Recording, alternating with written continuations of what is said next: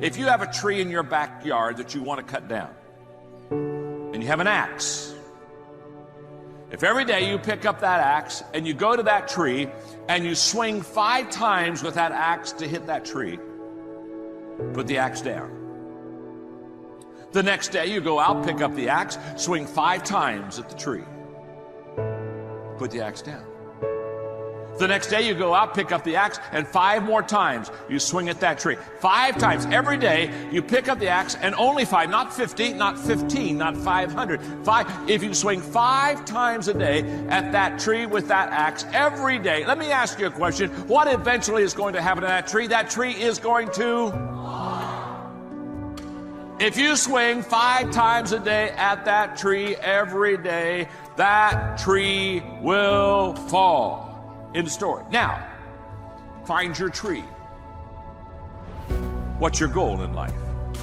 What's your purpose? What do you want to accomplish? What do you want to knock down? Find your tree.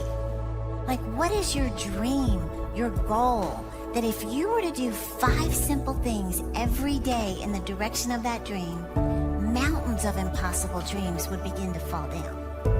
The secret of your future is hidden in your daily routine. I am absolutely 100% convinced that if you'll change your routine, you can change your whole life. The habits you have today will shape who you become tomorrow. And you know it's true because the habits that you had in the past shaped who you are today. And so I would ask you this, if the habits you have shape who you become, do you like the direction your habits are taking you? Every day is another opportunity to get up and invest in yourself, to read, to listen, to journal, spend time with God. Every day, don't pass up the opportunity, right? Choices you make every day. That is what you are in the mirror today. If you don't like it, what could be better? It's on your terms how that works, no one else. You have to find the motivation to make those hard steps for change. It's got to be you, only you. Beating yourself day in, day out. Not like beating yourself up, but whatever you currently were, you try to beat that measure and grow and push it and push it. Growth comes from hitting failure and pushing past that. It's where all the beautiful things in the world are found. That little lesson to life, man, is congruent with everything in life. One of my favorite quotes, winners do consistently what losers do occasionally. Winners do consistently what losers are going to do occasionally. And I frame in my mind, man, when those hard days come, good. That's awesome. Why do I love that? I have stamina. I'm in this for decades. Most people aren't. When it gets hard, when that friction comes, they quit. Life's competitive. I don't quit. I have that vision in my head of where I'm going. I think long term, and I've got stamina to keep going. The pit and Potiphar's house and the prison are the things that prepared Joseph to become the prime minister. And see, we want to get to the top without the crawling through the glass at the bottom. But the difficulty at the bottom is the thing that makes us strong enough to stay there when we get there to the top. Like whatever we've got to do, it's worth it. Like when I look in the faces of my children, I could not look at them and tell them you can do anything you want to do and you can be anything you want to be while they watch me do nothing and be nothing. And people say, what do you do for a living? That's a really lame question. What do you do for a living? Let me ask you a more valuable question, if I may. What do you do while you're living? What do you do while you're living? Because most people do something for a living and do nothing while they're living. And you put as much time and attention into your dreams as you do your fears. So many people think all day long on what they're scared of. All that attention, all that energy going into the possibility of failure. When I win something, when I go after something, when I put the work in and achieve it, why don't we think that way? We're always thinking about losing something, something being taken from us, trying to maintain what we have. Why do we think that way?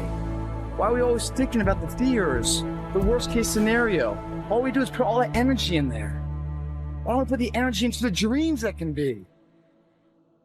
We either give birth to our fear or we blaze the path of our dreams. You're either living your dreams or living your fears, one or the other. And which one are you giving the most time to? Well, I think one reason people don't change their lives is because they don't think they can. All of us have had people in our lives at some point in our lives in the past tell us that we are not enough, something enough. Not tall enough, not short enough, not pretty enough, don't sing good enough, don't dance good enough, not smart enough, not strong enough, not coordinated enough. You are not enough. We've all heard it, because that has never been the message that God has given you. In fact, you are enough for the assignment for which He created you. And that's all that matters. If I could give you a gift, and I can't, but if I could, I would give you the gift to believe in your ability to change your life. Because I know you can. What the enemy wants to speak to you is that you are not enough. You don't have the gifts. You don't have the experience. You don't have the wisdom. You don't have the talent.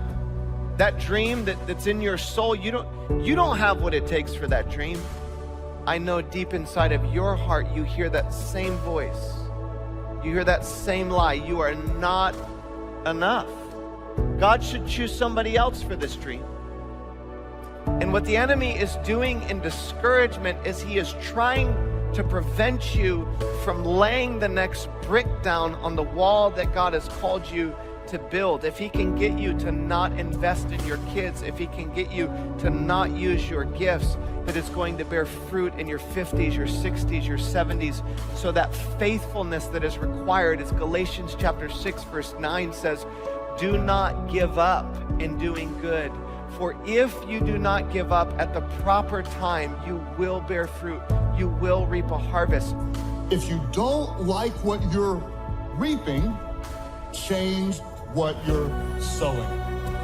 Where are you going to be 5 years from now? What's your marriage going to be like?